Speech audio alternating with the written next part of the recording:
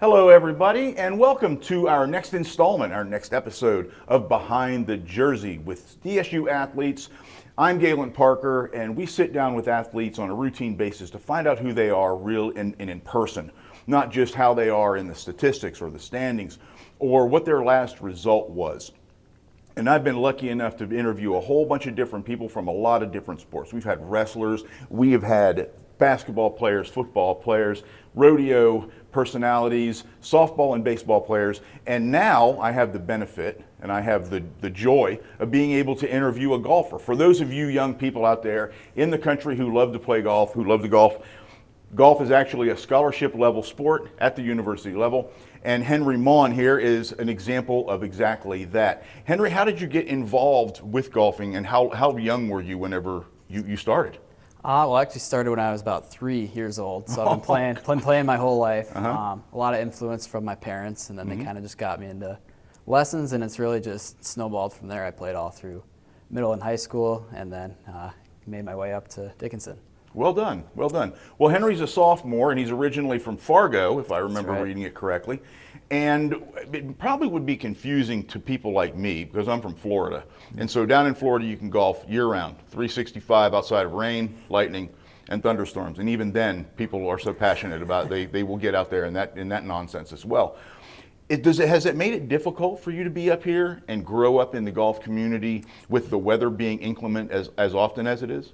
Well, it's kind of, it's just not there for a few months. You can't really, you do what you can indoors, but yeah, you really can't do anything outside golf-wise. You kind of just train and wait patiently, but that's about it.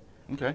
What do you do in the meantime? Because a lot of folks don't realize that golf has kind of changed its personality. Tiger Woods, I think, did a very good job of changing the way people approach golf, where once upon a time you'd have people who might be a little bit out of shape and things like that, but there's a lot of you guys who are really involved in the weight room and in, I would say, technical constructs and trying to figure out where there's flaws or holes in your swing. What do you do in the meantime whenever you're not golfing and during all of the months like this right here?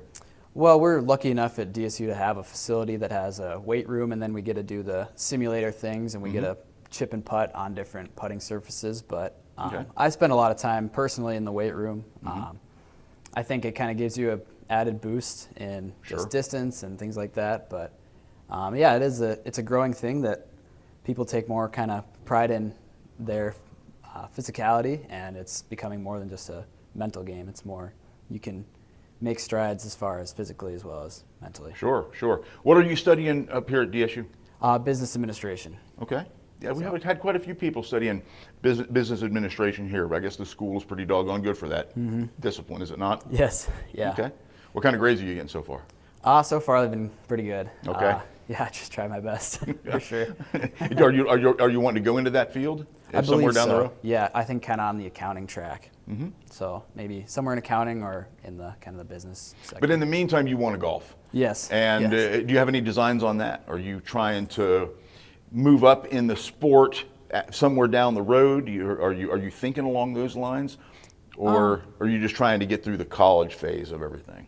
Right now, yeah, I think I'm just trying to grow in kind of where I'm at right now in the field of kind of going into a new conference as well, trying to just get better every day and see what that kind of takes me. Okay. But yeah, I try to be realistic. It's a small field that gets to the highest level, so just anything I can do to make myself better every day is really what I strive for. No doubt. Now, your first event that's going to be coming up in the springtime is not until the 31st of March, if I remember right, down in South Dakota. Yep. Have you ever played that course before? I haven't, no. Okay. What was your most recent result that you had? What was it, back in September or something last year? Yeah, I think we played Jamestown Country Club. I don't know. I don't remember how we finished team-wise. Yeah, this fall season was a little slow, but just trying to find small wins in a round is sometimes trying to find the positive when you can get down on yourself easily. In the 2 years that you've been with the program, do you feel like you're growing in it? Yes, absolutely. It's a pretty tight-knit group. Golf's obviously a small roster, so we... yeah, you got like about a dozen people on the team, right? Yeah, so it's all tight-knit, and I feel like I'm getting better. It's nice to finally, in college, I kind of get to prioritize golf all year round. And like I said, having a nice facility indoors, we get to do it all year round. And you probably have some upperclassmen who can give you a few hints here and there. You guys all get along pretty well? Yeah, it's a brotherhood really. We all hang out outside of golf, and yeah, it's been great. Okay. And where do you guys hang out? Mostly on campus. We have a pretty young team right now, but we'll hang out. We'll golf. We'll play video games and different things, and then just around the community. Mm-hmm. Is there any favorite place you have to go here in town? Probably El Sombrero. El Sombrero. That's my probably go-to dinner spot for sure. Yeah. It's probably a little bit more difficult being here in Dickinson to find some place to go out because it's way different from Fargo. I'm going to assume. I've been over there, and it was one of the things I loved about that place. It was, I mean, you turn around and there's another restaurant there. That's right. Yeah, it's been just a little bit of an adjustment, but it's been a good adjustment. I have everything I need out here that I've found so far, so it's been fun. Is there anything that you've kind of picked up from hobbies and things like that that you do that you kind of carried over from being in Fargo, ice fishing or anything like that, or any kind of just activity that kind of keeps the days going by? I kind of have a pretty good workout routine. I like using the rec center just around the block, and we get in there nice from campus. So pretty much doing that every day, and then yeah, that's really my go-to every day. But now, one of the other things that I find cool about DSU is all you athletes seem to get along pretty well with each other. You all seem to support one another, and I love coming down here for the tailgates that they have here at the foot. Have you enjoyed that part of college life? Absolutely, yeah, it is. It's a big family, and all of us as athletes, we get to really support each other on that level. We all have that in common, so getting to know different people, and definitely that was something I noticed as soon as I got on campus, was everybody kind of knew somebody, and that really tied everybody together. Is that the kind of thing that led you to come here in the first place from Fargo? Yeah, so being a kind of smaller campus, it was nice to be really all close together, and knowing that it was a large student athlete population was definitely a pull. Okay. It gives you extra instruction in the classroom, does it not? You know, as far as just one-on-one, where the class sizes are smaller and things like that? Yeah, absolutely. I think just having like a professor that knows your name and cares about you and knows that you have sports, you're dealing with different things, is definitely nice you don't really have to worry about being just a small fish, for sure. But then again, you also have the opportunity to go back and visit your folks over in Fargo. It's 4 hours away. It's not a huge distance to drive. People in North Dakota, in my experience, have no problem driving 7 hours in a given day, pretty much just to follow their young people around, follow them playing sports. How often do you get a chance to go back and visit your folks? A few times a year. Yeah, I haven't been back this semester, but spring break coming up here, I think I'll get home for a few days. Okay. And what are your parents' names? Jack and Brenda. Jack and Brenda. Do you have any siblings? I have two. One's a year younger than me. His name's Gus. He's wrestling at the college level, and then a high school brother named Sam. Okay, super. So you're the oldest of the bunch? Yes. Yep. Okay. Yeah. All right. You guys still wrestle with each other? You guys still you fight with each other when you're home? A little bit. Yeah. It's been more friendly the recent years, but when we were little, yeah, for sure. Gotcha. I didn't have a brother growing up. I had a younger sister, so we weren't allowed to wrestle, or at least I wasn't allowed to wrestle with her. What sort of extra things do you foresee coming in the next year? Extra growth, a part of your game that you would like to work on, because you are kind of in the middle ground as a sophomore to being able to move up into being upperclassmen. What kind of things would you like to see improve in your game?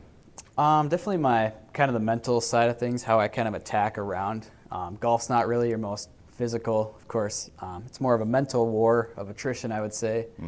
So just staying together for 18 holes and kind of, just really putting a good round together and trying to do the best and keep it a competitive atmosphere as a team. And do you do any coaching on the side? Are you involved with young people? Did you do any of that whenever you were younger? Back in high school with your younger teammates and things like that?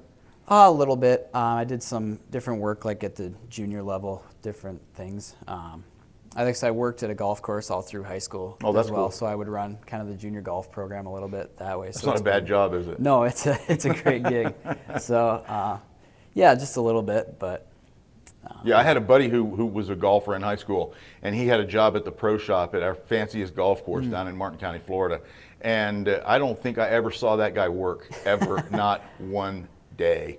But he did have a good time, and it certainly kept him close to the game as well, which seems to be something that drives a lot of golfers. A lot of golfers just want to be involved with the game as much as you possibly can. Is that the case for you? Yeah, I think it's something you don't really want to take a long break of. You want to kind of stay sharp all year round. Sure, definitely.